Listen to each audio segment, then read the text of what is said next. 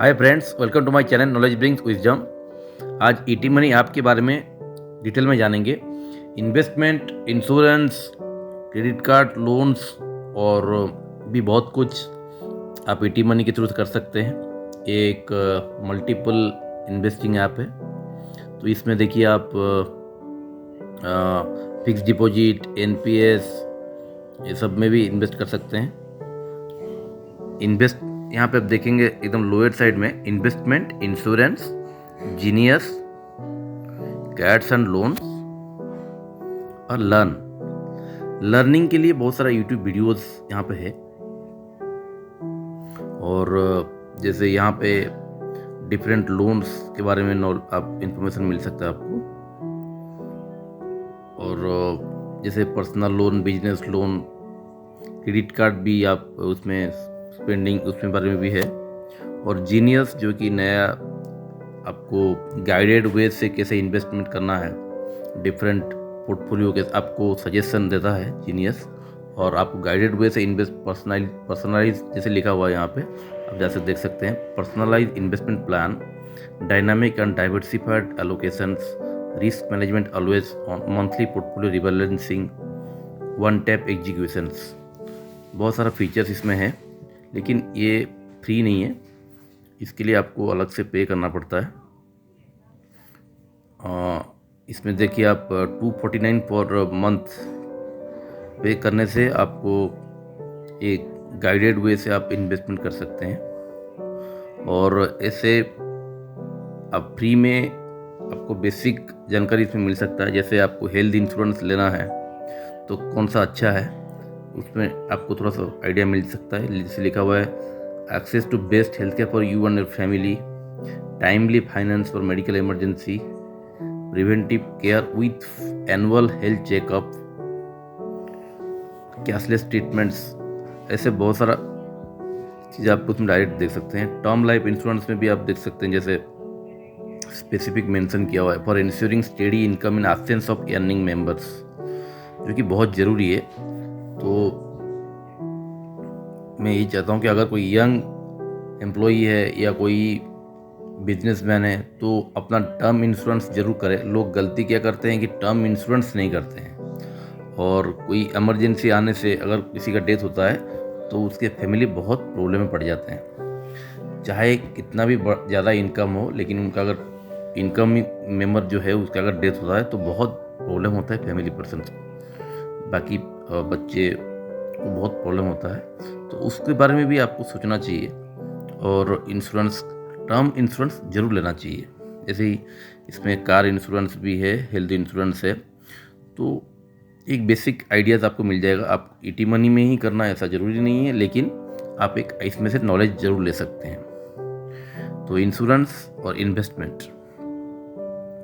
तो फ्रेंड्स, मेरा चैनल का यही मोटो है कि आप नॉलेज और ज़रूरी इन्फॉर्मेशन ज़रूर लें, और अपना खुद का आइडियाज़ और दूसरे का सजेशन लेके ही कोई डिसीजन लें। This is not for taking decision, fast decision, जल्दी डिसीजन नहीं लेना है, लेकिन आपको एक ज़रूरी इन्फॉर्मेशन आपको बहुत जल्दी मिल जाता है। तो ये फ्रेंड्स देख सकते हैं कि आप यहाँ पे एक प्लस साइन है, प्लस साइन में जाना है। तो यहाँ पे आप देख सकते हैं, find top mutual funds, start a deposit, invest in NPS, maximise tax saving, save money in smart deposit, invest in gold funds. इसमें बहुत सारा आपको आइडियाज मिलेगा। जैसे आपको अगर टैक्स सेव करना है तो आप मैक्सिमाइज टैक्स सेविंग कैसे करना है उसमें भी आप देख सकते हैं।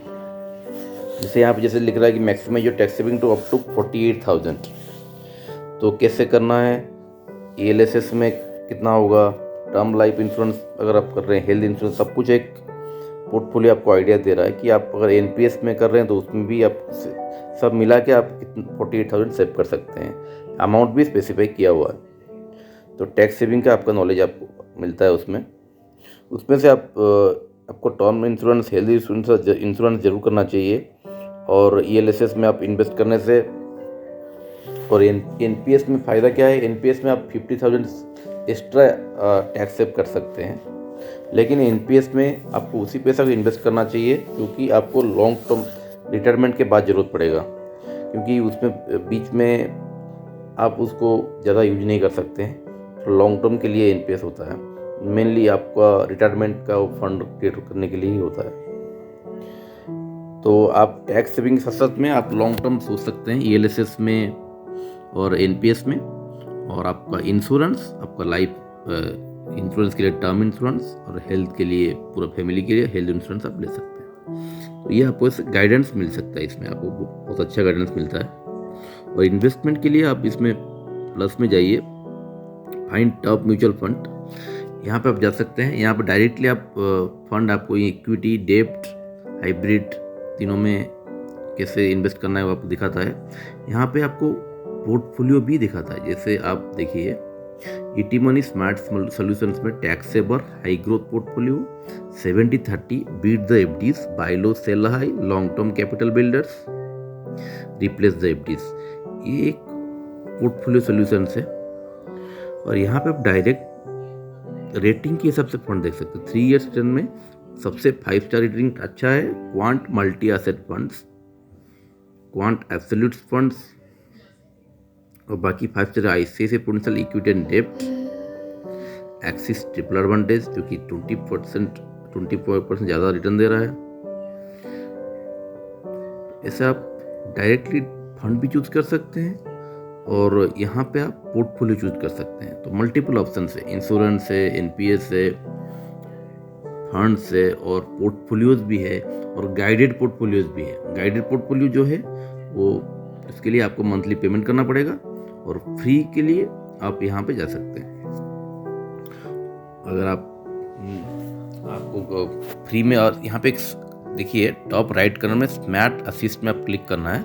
स्मार्ट असिस्ट में आपको थोड़ा और गाइडेंस मिलेगा। जैसे आपको स्टार्ट ए एसआईपी, सेकेंड कर लो लाइट रो जो है, स्टार्ट ए एसआईपी में क्लिक करेंगे तो देखिए आप कोई भी अगर एसआईपी चालू करना है तो आपको ये सोचना चाहिए कि आपका गोल क्या है। शॉर्ट टर्म में 3 टाइप का आपको मिल गया, short term, mid term, long term. तो अगर आपको लॉन्ग टर्म के लिए इन्वेस्ट करना है 5 साल, 7 साल, 10 साल, 20 साल, तो आपको यहाँ पर लॉन्ग टर्म में क्लिक करना है। ऐसे ही आपको अगर आपके पास कुछ शॉर्ट टर्म पैसा है तो आप शॉर्ट टर्म में अगर आपको इन्वेस्ट करना है तो ये 2 साल के लिए है।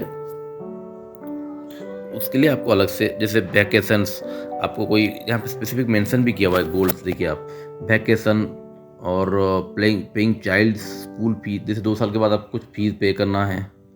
और ऐसे ही है लॉन्ग टर्म में आपको देखिए चाइल्ड एजुकेशन, रिटायरमेंट, ये बहुत ही गाइडेड वे से आप इन्वेस्ट कर सकते हैं। देखिए शॉर्ट लॉन्ग टर्म में देखिए आप एक बार देख लेते हैं, बाद में शॉर्ट टर्म में भी देखेंगे। लॉन्ग टर्म में भी इन्वेस्टर्स का एक माइंडसेट है, जैसे मैंने म्यूचुअल फंड का वीडियो भी बनाया था, उसमें भी आप बताया था कि इन्वेस्टर्स का माइंडसेट के हिसाब से इन्वेस्टर इन्वेस्ट करता है। Safer, conservative, balanced, aggressive. एक इन्वेस्टर चाहता है कि थोड़ा सा रिस्क ज़्यादा हो और रिटर्न ज़्यादा मिले, तो वो अग्रेसिव इन्वेस्टर कहा जाता है। और एक इन्वेस्टर ऐसा होता है जो कि अपना पैसे को लूज करता हुआ देख नहीं सकता है, कम होता हुआ नहीं देख सकता है। तो वो अगर कम रिटर्न मिले अच्छा है, लेकिन पैसा कुछ भी कभी भी कम नहीं होना चाहिए, तो उसको सेफर वे से जाना चाहिए। उसके बीच में भी है लोग कंजर्वेटिव हैं, जैसे कुछ रिटर्न भी अच्छा मिले और ज़्यादा लॉस होने के चांसेस कम हो, ऐसे उसको कंजर्वेटिव बोला जाता है। और बैलेंस्ड, तो मेरा जो सजेशन रहेगा कि आप बैलेंस्ड में जाइए, ज़्यादा एग्रेसिव नहीं होना चाहिए, ज़्यादा कंजर्वेटिव और सेफ में भी म्यूचुअल फंड में नहीं जाना चाहिए। मेरे हिसाब से बैलेंस्ड में जाना चाहिए अगर आप लॉन्ग टर्म में जा रहे हैं तो। बैलेंस्ड में क्लिक करेंगे तो देखिए यहाँ पे आपको गाइड मिलेगा। कोटक ब्लू चिप फंड जिसका कि 5 साल का रिटर्न है 16%, और Mirae asset large cap fund बहुत ही अच्छा फंड है। अगर आपको इन्वेस्ट करना है लॉन्ग टर्म के लिए तो मिराई एसेट लार्ज कैप बहुत अच्छा फंड है और रिटर्न भी बहुत अच्छा दिया है लास्ट से, और उसका बाकी जो फंड का मैनेजमेंट है वो बहुत अच्छा है। तो सजेशन आपको डायरेक्टली मिलता है यहाँ पे, तो आपको बहुत इजी रहता है आपको इन्वेस्ट करने के लिए। तो सेम है ऐसे ही आप देखिए अग्रेसिव में आपको टाटा टैक्स सेविंग, जैसे टैक्स सेविंग करना है और लॉन्ग टर्म टैक्स सेविंग करते रहना है तो आप टाटा टैक्स सेविंग जा सकते हैं। स्मॉल कैप में भी दिया, जैसे हाई रिस्क हाई रिटर्न है, स्मॉल कैप में जा सकते हैं। तो कुछ मेरे हिसाब से कुछ अमाउंट हमें हाई रिस्क में डालना चाहिए। अपना 20%, अपना जो टोटल इन्वेस्टमेंट का 10 to 20% आपको हाई रिस्क एग्रेसिव फंड में जाना चाहिए। 30% to 40%, 50% तक बैलेंस में जाना चाहिए, और 50% आप कंजर्वेटिव में, 30-40% कंजर्वेटिव में डाल सकते हैं। तो आप उसमें भी आपको डिफरेंट, जैसे अग्रेसिव, बैलेंस, कंजर्वेटिव, सेफर है, उसमें भी आप 25-30 करके आप 100% को आप डिवाइड कर सकते हैं और आपका इन्वेस्ट कर सकते हैं। तो डिफरेंट आइडियाज़ आप यहाँ से ले सकते हैं। मीडियम टर्म के लिए आप अगर छोटा मोटा कुछ गाड़ी खरीदना, आपको कार खरीदना, लोग क्या करते हैं, कार खरीदने के लिए लोन ले लेते हैं। कार खरीदने के लिए लोन ना लेके आप अगर जॉब का चालू किए हैं तो कार 4 साल के बाद खरीदिए, और उसके लिए आप इन्वेस्टमेंट करना चालू कीजिए, और इन्वेस्ट वही हिसाब से कीजिए, कैलकुलेट कीजिए कि कितना आपको लगेगा कार खरीदने के लिए, और इन्वेस्टमेंट करके 4 साल के बाद आपका अपने पैसे से 4 कार खरीदिए। तो वो ज़्यादा आपको अच्छा रहता है, और आपको लोन का इंटरेस्ट, EMIs के बदले आप खुद इन्वेस्ट कर रहे हैं, SIP में इन्वेस्ट करना चाहिए आपको ज़्यादा से ज़्यादा अमाउंट, या ज़्यादा देन आप EMI पे कर रहे हैं, डिफरेंट टाइप ऑफ EMI पे कर रहे हैं, कार्ड, क्रेडिट कार्ड का बिल पे कर रहे हैं। उसके बदले मैं बोलना चाहता हूँ कि जो यंग, जो एम्प्लॉयज़ है, बिजनेसमैन है, ज़्यादा से ज़्यादा SIP में इन्वेस्ट करें, ना कि अपने पास पैसा ही ना हो और क्रेडिट कार्ड में लोन और EMI में फंसा हुआ है। यहाँ से हमें निकलना चाहिए फ्रेंड्स, और लॉन्ग टर्म गोल अपना लॉन्ग टर्म गोल को आइडेंटिफाई करके उसमें इन्वेस्ट करना चालू करना चाहिए फ्रेंड्स। तो ये एक बहुत अच्छा गाइडेंस मिलता है, क्योंकि लोग डिफरेंट गाइडेंस के चक्कर में रॉन्ग मिसगाइड हो जाते हैं। तो फ्रेंड्स, मिसगाइड ना हो और बहुत इजीली आप कैसे इन्वेस्ट चालू कर पाएँ, इसके लिए ये अच्छा गाइड है फ्रेंड्स। तो इन्वेस्ट वन टाइम, जैसे आपके पास आपको कोई इंसेंटिव मिल गया या बिजनेस में कोई प्रॉफिट हो गया, तो इन्वेस्ट वन टाइम में आप क्लिक करके उसमें भी, जैसे आपके पास वो पैसा है, आप उसको अभी की ज़रूरत ही नहीं है, 10 साल के बाद ज़रूरत है, 5 साल के बाद, तो लॉन्ग टर्म में आपने क्लिक कर दिया। तो वहाँ पे भी आप कैसे हैं, आपका खुद का माइंडसेट कैसा है, आप 50,000 को 40,000 होता हुआ देख सकते हैं, तो आप अग्रेसिव में क्लिक कर सकते हैं। अगर आपको अपना पैसा को कम होता हुआ नहीं देख सकते, तो आपको कंजर्वेटिव में, सेफर में, या आपको एक बैलेंस्ड वे से आप अपने माइंडसेट को कंट्रोल करके कंटिन्यू इन्वेस्ट कर सकते हैं, इन्वेस्टेड रह सकते हैं। तो आप बैलेंस में क्लिक कीजिए, जिसे बैलेंस में क्लिक करने से आपको बताएगा कि कहाँ पे इन्वेस्ट करना चाहिए। ऐसे ही फ्रेंड्स, इसमें आप बहुत अच्छी जानकारी ले सकते हैं। तो ऐसे ही है सेव टैक्स कैसे करना है। यहाँ पे भी टैक्स सेव विद ग्रोथ पर बिगिनर्स, पर शॉर्टेस्ट लॉक इन, जैसे लॉक इन 3 साल तो मिनिमम रहता है। आप अगर इक्विटी में इन्वेस्ट करना चाहते हैं तो ये सब आपको नॉलेज मिलता है फ्रेंड्स। तो ईटी मनी में मैं इसलिए बार बार रिकमेंड करता हूँ, क्योंकि ईटी मनी जो है आपको बहुत गाइड करता है। आप ईटी मनी में ही थ्रू से डायरेक्ट इन्वेस्ट करना कोई ज़रूरी नहीं कि आप ईटी मनी ऐप में ही इन्वेस्ट करें। ईटी मनी से आप गाइडेंस लेके आप खुद डायरेक्टली म्यूचुअल फंड ऑफिस में जाके भी इन्वेस्ट कर सकते हैं। तो आपको इस ऐप में से आप इन्फॉर्मेशन लीजिए, आप में भी डायरेक्ट ऐप से इन्वेस्ट कर सकते हैं, या डायरेक्ट आप इस नॉलेज को यूटिलाइज करके दूसरा म्यूचुअल फंड के ऑफिस में जाके इन्वेस्ट कर सकते हैं। तो इन्वेस्टेड रहना बहुत ज़रूरी है, क्योंकि आप अगर म्यूचुअल फंड में इन्वेस्ट कर रहे हैं तो उसका सबसे बड़ा बेनिफिट ये है कि आप कोई भी बिजनेस में इन्वेस्ट कर रहे हैं, क्योंकि बिजनेस खुद करना बहुत बड़ा हेडेक का काम रहता है, लेकिन एक बिजनेस में इन्वेस्ट करना बहुत ईजी है। आप बिजनेस में इन्वेस्ट कर रहे हैं तो आपका मनी जो है वो किसी बिजनेस में इन्वेस्ट हो रहा है, और आपका बहुत जल्दी फास्ट ग्रो भी हो पा रहा है। क्योंकि आप बैंक में रखेंगे तो उसका रिटर्न जो है वो कंपेरेटिवली काफ़ी कम रहता है। तो ये वो इसमें अब गाइडेंस मिलता है आपको। तो फ्रेंड्स, यहाँ पे आप देख सकते हैं ऑल म्यूचुअल फंड हाउस के बारे में आप जान सकते हैं। देखिए फ्रेंड्स, फंड हाउस जैसे सिंपल एग्जांपल है Aditya Birla Sun Life, Axis mutual fund, Canara Robeco, DSP। इसे आप व्यू ऑल AMCs में क्लिक करके देखिए सर कितना AMCs है जहाँ पे आप इन्वेस्ट कर सकते हैं। और सबसे ओल्ड जो है आदित्य बिरला SBI है, उसमें भी आप invest, Mirae asset mutual fund जो कि बहुत ही अच्छा है फंड माना जाता है। तो इसमें डायरेक्टली आप देख सकते हैं कि कितना कौन सा म्यूचुअल फंड हाउस है, उसमें आप बाद में उसमें चेक कर सकते हैं। टी-मनी ऐप में आप इन्वेस्ट इन गोल्ड फंड में जा सकते हैं, और गोल्ड फंड में जैसे आप देख सकते हैं रिटर्न जो है वो कंपैरेटिवली लेस रहता है। जैसे 7%, Kotak gold fund, SBI gold fund 7%, HDFC 7%, आप लोग 7% का रिटर्न है और उससे कम भी है।